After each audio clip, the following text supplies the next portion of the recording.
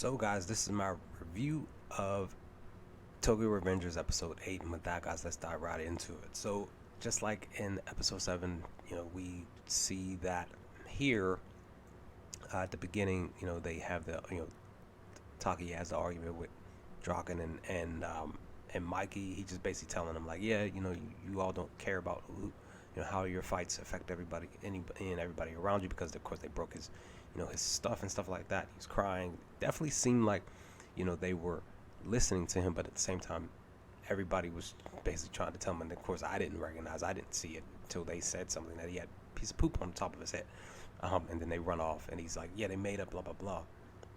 But ultimately, for the most part, most of the episode was more centered around Taki and Hina and their conversation about about Draken, about their relationship, and them kind of like making up themselves. Like yeah, the focus was, yeah, it's August 3rd, trying to save Draken. He's trying not to die. This, not the third. But ultimately, it was more so just about Taki, and also I feel like a little bit of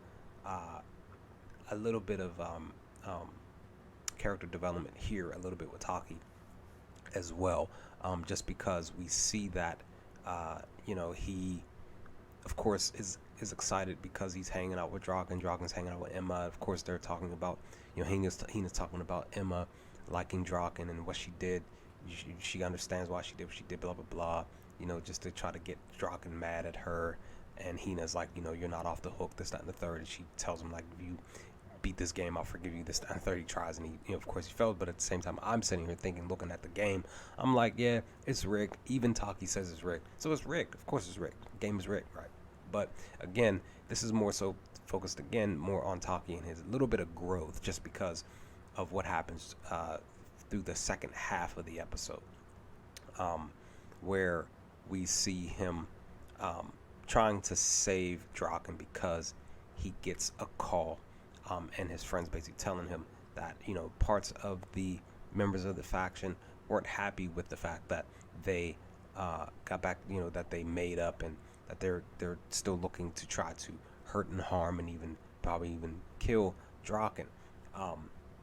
And it just sucks that Taki's putting all this work in, right? But when he gets caught and he gets beat down, he's saying to himself, like, yeah, yeah, like, this is who I really am.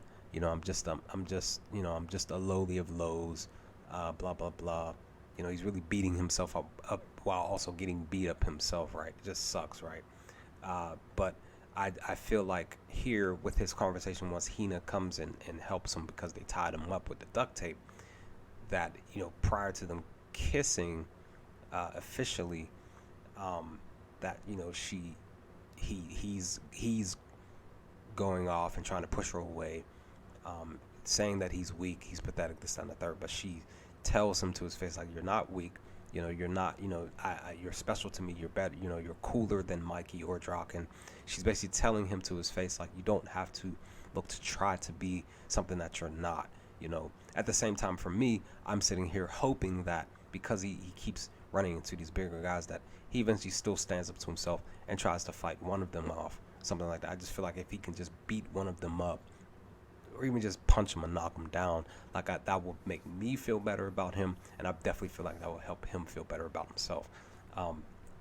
Just because Mikey is, I want to say, a little bit taller, or maybe the same height as Taki is. So I feel like if Mikey can stand up to people who are taller and bigger than him and beat them down or knock them down, I feel like Taki could do the same.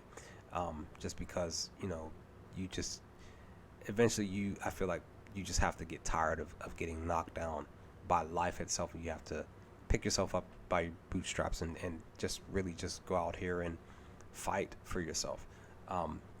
So I feel like Taki could do that. It's just it's just taking him some things to occur to have him do so. So something like Draken getting hurt, or even Mikey, something like Hina getting hurt, would be one of those things that are going to just push him over the edge to be able to do that.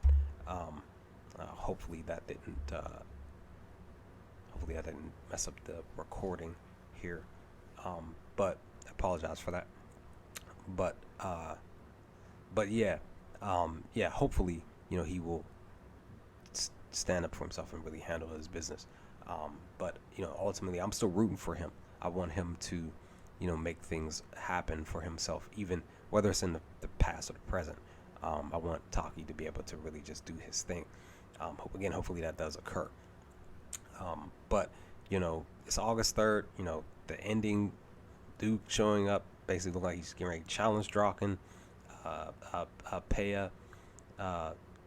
Yeah, it's about to pick up. And it seems like time is just, I was saying that in my reaction, like time still shifts in a way, trying to get to a specific action point in time where something's still supposed to happen. It's just redirecting it to swivel its way in that direction still. I feel like time, I'm like, I said it in my reaction, that if you can go back and change something that's positive for everybody, why shouldn't you be allowed to do that? Why does something negative still have to happen? Like, why does time still have to swivel its way in that direction anyway?